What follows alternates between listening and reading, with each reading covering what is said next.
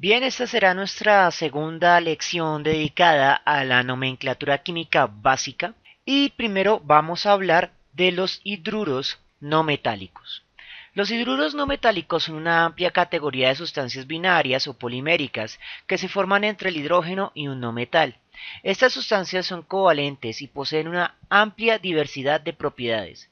Algunos son ácidos, otros son bases. En este grupo podemos encontrar sustancias importantes como son los hidrocarburos en general e incluso el agua. Ahora, ¿cómo vamos a darle nombre a este tipo de sustancias? La nomenclatura sistemática puede ser nuestra opción más interesante. Las sustancias que se forman entre hidrógeno y los no metales van desde el grupo 13 hasta el 17.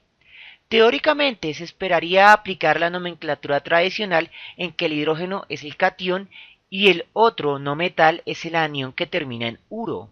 Sin embargo, estas sustancias pueden ser bastante diversas.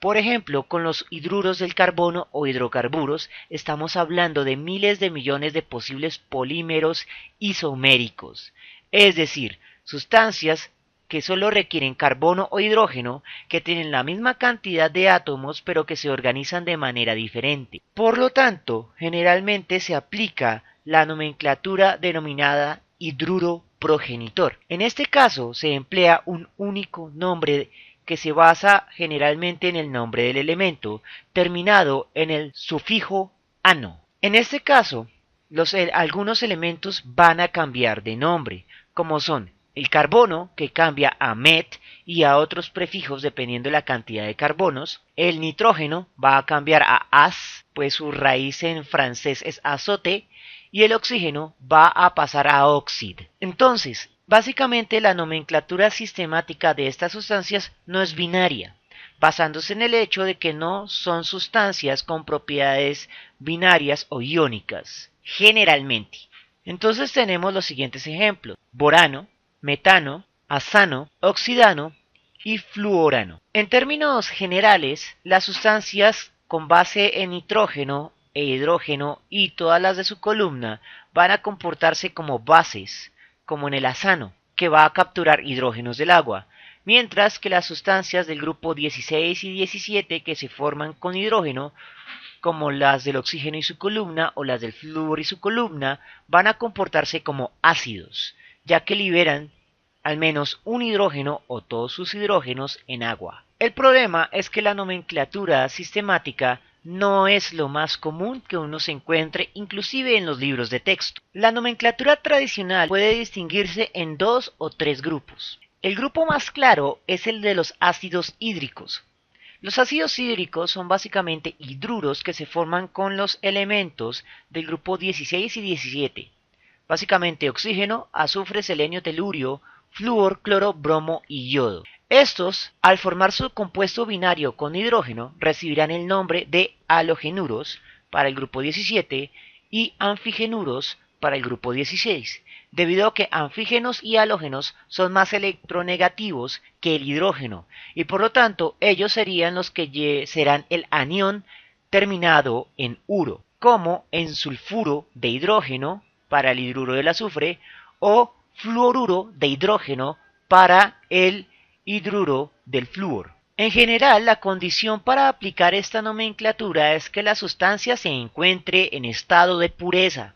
Sin embargo, eso no sucede comúnmente. Cuando estas sustancias se mezclan con agua, tienen tendencias ácidas, ya sea débiles o muy fuertes, de allí que reciben el nombre de ácidos hídricos. En este caso, el nombre se organiza con la palabra ácido, luego el nombre del elemento y seguido de la terminación hídrico. El azufre se nombra con su nombre arcaico sulfur y el oxígeno cambia a ox. Algunos ejemplos serán el ácido sulfhídrico o el ácido fluorhídrico. Comúnmente en el curso de química general y en el laboratorio de química general, estos hidruros se encuentran mezclados en agua, que también es otro hidruro no metálico, y se aplican mucho los nombres tradicionales. Por ejemplo, para el caso del agua jamás la nombramos como el ácido oxídrico o como el oxuro de hidrógeno. simplemente la llamamos agua, lo cual nos lleva a la nomenclatura tradicional de los otros hidruros no metálicos,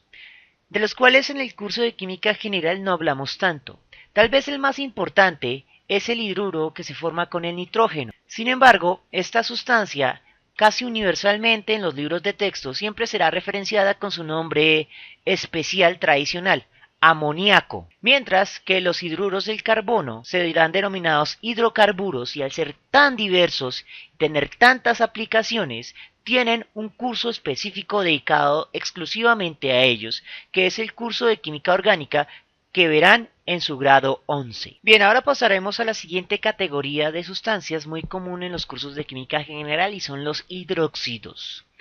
Los hidróxidos son sustancias binarias, iónicas, que se forman entre un catión y un anión. En este caso, el catión es un metal. Por lo tanto, el anión va a ser el grupo hidroxilo, formado por el hidrógeno y el oxígeno, con una carga neta negativa que ronda a ambos núcleos. El nombre tradicional, por lo tanto, se va a ensamblar por regla de aspa, siendo este un nombre binario. Se iniciará con la palabra hidróxido y posteriormente el nombre del elemento empleando la nomenclatura tradicional. Por lo tanto, en la lección anterior habíamos dicho que el hierro en estado de oxidación más 3 se denominaba férrico y el hierro en el estado de oxidación más 2 se denominaba ferroso. Y al ser sustancias hidróxidas, entonces el nombre se ensamblará como hidróxido férrico para el hierro en estado 3 e hidróxido ferroso para el hierro en estado de oxidación 2. Adicionalmente, hay que tener en cuenta que determinar el estado de oxidación del metal en los hidróxidos es supremamente fácil, ya que el estado de oxidación del metal va a ser igual a la cantidad de grupos hidroxilos que se encuentran en el hidróxido. Entonces, como tenemos 3 hidroxilos en el férrico, podemos asumir que ese hierro está en estado de oxidación 3. Y como tenemos 2 hidroxilos en el ferroso, podemos decir que este hierro se encuentra en el estado de oxidación 2. No hay mayores misterios con los hidróxidos. Los ácidos oxoácidos, también llamados oxiácidos o ternarios, son una historia completamente diferente. Al ser sustancias ternarias, compuestas por un átomo central, oxígeno e hidrógeno, poseen una estructura semejante a la de los hidróxidos. La nomenclatura de los ácidos ternarios tiene un problema. Los hidroxilos que se unen al átomo central pierden su identidad, pero sin llegar a ser una molécula iónica.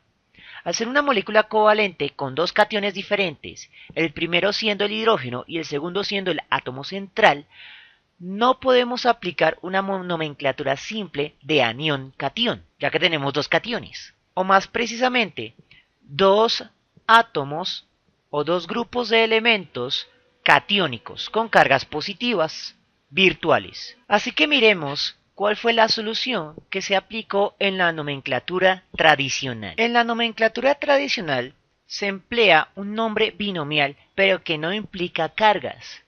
En este caso, la primera palabra es ácido, ya que muchas de estas sustancias pueden liberar fácilmente hidrógenos al agua, seguido del nombre del catión, diferente del hidrógeno, es decir, del átomo central, ignorando completamente los oxígenos que lo rodean. Por lo tanto, para nombrar los ácidos oxiácidos en la nomenclatura tradicional, no se requiere saber la fórmula molecular. Por ejemplo, sabemos que el carbono de estado de oxidación 4 se denomina carbónico y el estado de oxidación 2 se denominaría carbonoso. Si forman ambos carbonos sus respectivos ácidos ternarios, entonces el nombre sería ácido carbónico u ácido carbonoso, sin necesidad de conocer la fórmula molecular de ambas sustancias. Eso nos trae una consecuencia. Cuando vayamos a darle nombre a la fórmula molecular, es necesario, de manera muy obligatoria, conocer el estado de oxidación del átomo central. De lo contrario, no le podremos dar nombre por la nomenclatura tradicional a estas sustancias. Y ese no es el único problema, ni siquiera el más grave, de la nomenclatura tradicional. Muchos de estos ácidos forman polímeros complejos, por lo que la nomenclatura tradicional emplea prefijos como orto o bi para indicar esas polimerizaciones. Con el tiempo, muchos ácidos nuevos que no seguían las reglas normales fueron descubiertos y la nomenclatura tradicional se llenó de muchos nombres que la hacen difíciles de manejar para sustancias complicadas. Es por eso que se optó por una nomenclatura mucho más sencilla de memorizar, pero que genera nombres aparentemente más complejos de emplear, que es la nomenclatura sistemática. Aunque en realidad podríamos decir que la nomenclatura sistemática tiene varias opciones, la más simple es sin duda alguna la nomenclatura del hidrógeno, pero se requiere conocer de antemano la fórmula molecular. El nombre sistemático de la nomenclatura del hidrógeno es una gran macropalabra compuesta y sin tildes. La palabra tiene tres componentes: el hidrógeno y su cantidad, el oxígeno y su cantidad, y el átomo central y su cantidad. Sin importar de quién es la cantidad de núcleos siempre será expresada con prefijos numerales estándar, como di, tri, tetra, penta, hexa, etc., pero nunca se emplea el prefijo mono, que significa uno. El primer componente del nombre es el hidrógeno, sin tildes, antecedido de su prefijo numeral, con excepción del numeral para mono. El segundo componente será el oxígeno, que será referido con la palabra óxido sin la tilde, antecedido de su respectivo numeral, nuevamente ignorando el prefijo mono. El último componente del nombre será el catión central, antecedido de su prefijo numeral. Nuevamente se ignora el prefijo mono, pero se emplea la terminación ato al final del nombre del catión. Y en este caso el azufre será referido con su nombre tradicional, sulfur. La forma general del nombre es bastante extensa. En este caso el óxido y el catión terminado en ato se van a encerrar entre paréntesis, excluyendo al hidrógeno. Esto para representar que en los ácidos oxiácidos los hidrógenos tienden a perderse y que los componentes al interior del paréntesis tienden a mantenerse como unidades indivisibles. Miremos unos cuantos ejemplos. El H2CO3 o ácido carbónico en la nomenclatura tradicional. Entonces vamos a mirar cuántos hidrógenos tiene. Tiene dos hidrógenos, por lo tanto el primer componente de su nombre será dihidrógeno. Posteriormente miramos cuántos oxígenos tiene. Como tiene tres oxígenos, entonces será trióxido, pero ese trióxido comenzará encerrado al interior de un paréntesis. Y finalmente miramos el átomo central. Solo tiene un solo átomo, por lo tanto será el nombre del átomo central terminado en ato, carbonato, y termina el paréntesis. Para el caso del ácido carbonoso en la nomenclatura tradicional, vamos a tener lo siguiente en la sistemática. Tenemos nuevamente dos hidrógenos, por lo tanto será dihidrógeno. Posteriormente tengo solo dos oxígenos, por lo tanto será dióxido, y tenemos un solo átomo central, por lo tanto será carbonato. Y el nombre será dihidrógeno dióxido carbonato. Ahora miremos un ácido polimérico. En este caso tengo dos hidrógenos, por lo tanto será dihidrógeno. Tengo 7 oxígenos, por lo tanto será heptaóxido. Y finalmente tengo dos cromos que deberán terminar en ato. Por lo tanto será dicromato. Y el nombre completo de este ácido será dihidrógeno heptaóxido dicromato. La ventaja de esta nomenclatura sistemática es que se puede nombrar virtualmente cualquier ácido que le presenten, sin necesidad de aplicar reglas extra, siempre y cuando conozcamos la fórmula molecular. Ahora hablaremos un poco de los aniones complejos, es decir, de los iones compuestos por más de un núcleo y que tienen una carga neta negativa. Los aniones complejos surgen de la disociación parcial o total de un ácido oxoácido con sus hidrógenos. Entonces, en el presente caso tenemos el ion que se formaría a partir del ácido carbónico. En cada uno de estos oxígenos que tiene una carga negativa se suponía que vendría un hidrógeno. Ese hidrógeno se separa iónicamente. El hidrógeno que se retira pierde un electrón, quedando positivo, y por lo tanto en el papel se esperaría que estos dos oxígenos quedaran con una carga negativa cada uno. Sin embargo, cuando se da la disociación, también sucede que la naturaleza de los enlaces del oxígeno con el carbono cambia, y el átomo central adquiere una estructura resonante con sus oxígenos, por lo que las cargas negativas no se fijan en un oxígeno único, sino en todo el grupo. ¿Qué quiere decir esto? Que aunque exista una carga negativa en dos de los tres oxígenos, no podemos saber en cuál de esos dos oxígenos se encuentra esa carga negativa, y lo más probable es que esa carga negativa esté saltando de uno a otro en una resonancia. Esto hace que la carga 2 negativo neta se disperse por todo el ion, como si fuera una gran unidad. Estos enlaces resonantes de estos aniones complejos son extremadamente estables y por lo tanto estos grupos de átomos van a tender a comportarse precisamente como grupos que son muy difíciles de separar y que por lo tanto tendrán una identidad química propia a lo largo de muchas reacciones químicas. Y de hecho, este cambio conformacional va a condicionar la nomenclatura tradicional que se emplea para ellos. Miremos entonces cómo se da la nomenclatura tradicional. El nombre tradicional deriva de su respectivo catión central, cambiando las terminaciones ico por ato y oso por ito. Este cambio de terminación ayuda a representar también el cambio conformacional que sufren estos iones al pasar de su ácido a su ion. Esto es válido tanto para los iones complejos de manera aislada o para las sales con iones complejos. Entonces miremos un ejemplo. Ya habíamos hablado del ácido carbónico y del ácido carbonoso. Entonces el ácido carbónico en su disociación total va a perder dos hidrógenos, por lo tanto adquiere dos cargas negativas netas. Una vez que ocurre eso, también se da el cambio conformacional y por lo tanto en ese momento lo vamos a llamar como el ion carbonato, cambiando la terminación ico por ato.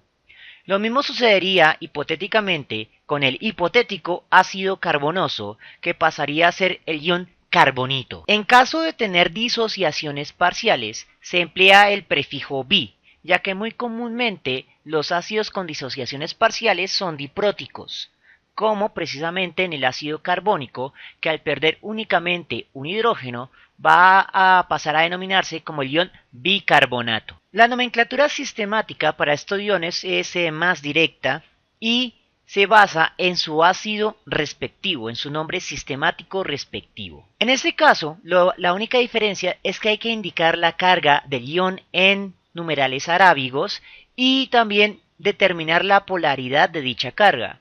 Entonces, por ejemplo, en el ion CO3 vamos a hablar de que hay tres oxígenos, por lo tanto es trióxido, hay un solo carbono, por lo tanto es carbonato, tiene dos cargas negativas netas, por lo tanto dentro de paréntesis vamos a indicar 2 negativo. Para el siguiente, entonces tendremos dos oxígenos, por lo tanto será dióxido, tenemos un solo carbono, por lo tanto será carbonato, y tenemos dos cargas netas negativas, que es lo que vamos a colocar entre paréntesis. Para el caso de las disociaciones parciales, se sigue prácticamente la misma nomenclatura de los ácidos. Vamos a decir que solo hay un hidrógeno, y al interior del paréntesis vamos a decir que hay tres oxígenos, por lo tanto trióxido, un solo carbono, por lo tanto carbonato. Cerramos el paréntesis y para finalizar indicamos la carga neta del ion.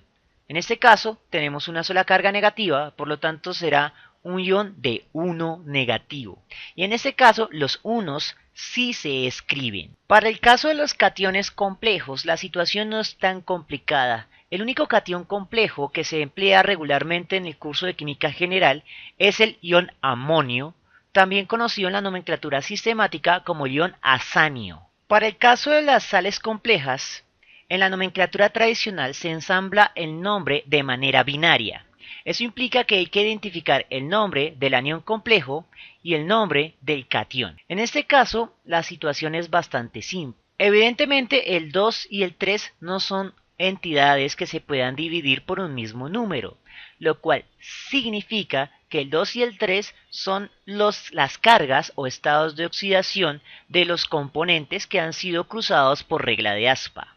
Eso significa que este 3 es el estado de oxidación o carga del ion positivo, o sea que este será el hierro en estado de oxidación 3, y este azufre va a estar en estado de oxidación 2 negativo junto con sus 4 oxígenos resonantes. Si nos enfocamos, por lo tanto, únicamente en el anión, tendremos 4 por menos 2, o sea, 8 cargas negativas provenientes del oxígeno.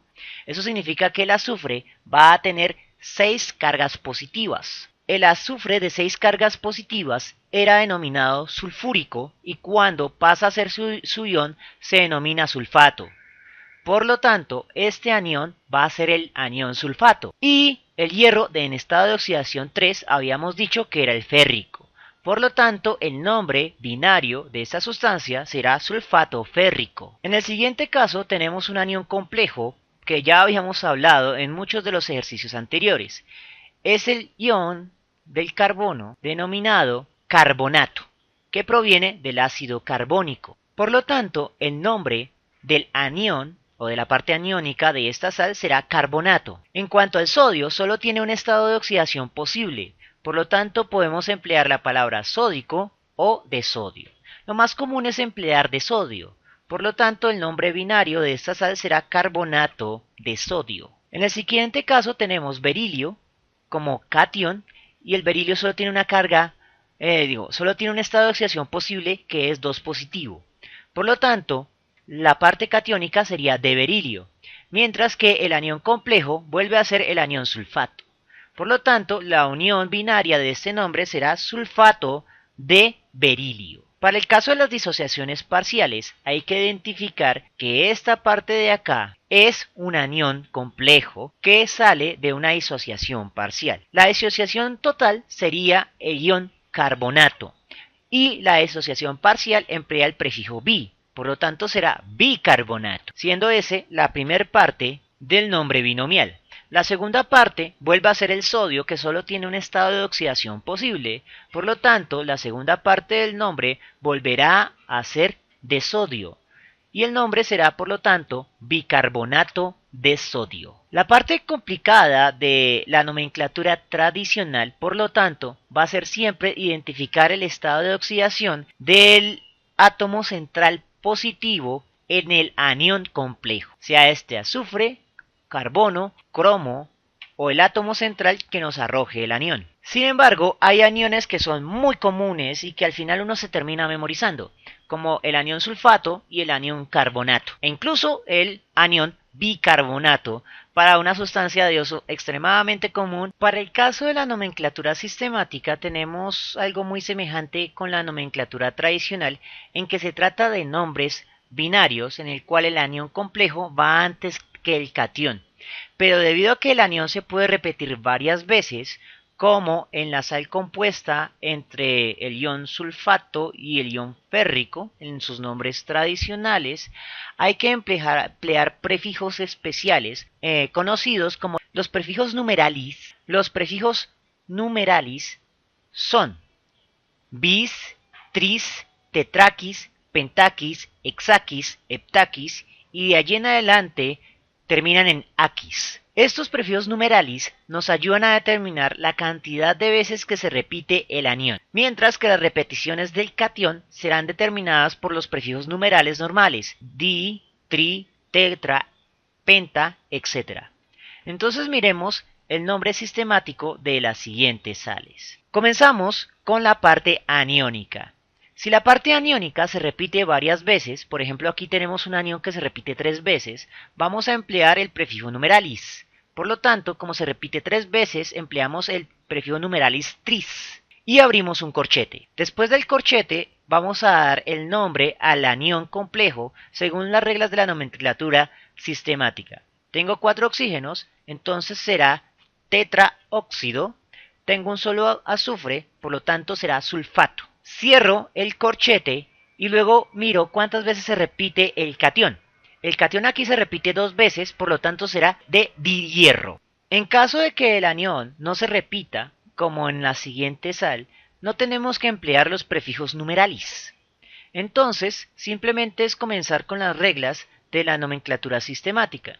Tengo 3 oxígenos, por lo tanto será trióxido. Tengo un solo carbono, por lo tanto será carbonato. Y tengo 2 sodios, por lo tanto será disodio. El siguiente ejemplo es muy semejante. Tengo 4 oxígenos, por lo tanto será tetraóxido. Tengo un solo azufre, por lo tanto será sulfato. Tengo un solo berilio, por lo tanto será berilio. En el siguiente caso, la sal compuesta por una disociación parcial, vamos a emplear una nomenclatura semejante a la del ácido. Vamos a comenzar por el hidrógeno. Solo hay un hidrógeno, por lo tanto será hidrógeno. Posteriormente, al interior del paréntesis, el resto del anión complejo. Entonces tengo 3 oxígenos, será trióxido, un solo carbono, carbonato, y un solo sodio, por lo tanto será desodio. Finalmente, para una disociación parcial en la que el anión complejo se repita varias veces. En este caso, el anión complejo se repite 2 veces, por lo tanto emplearemos el prefijo numeralis bis. Se abre el corchete, y luego se colocará hidrógeno, entre paréntesis trióxido, porque hay 3 oxígenos, luego carbonato, porque solo hay un carbono. En ese punto cierro el corchete y miro cuántos cationes hay. Como solo hay uno, por lo tanto será de hierro. Y esas son las reglas para la nomenclatura sistemática del hidrógeno para las sales complejas. En caso de tener sales amónicas, la parte catiónica será simplemente de azanio, debido a que azanio es el nombre sistemático del ion amonio. Bien, esto es la parte básica de la nomenclatura química que hemos visto en 2 lecciones. Espero que les haya gustado y nos vemos en una próxima oportunidad.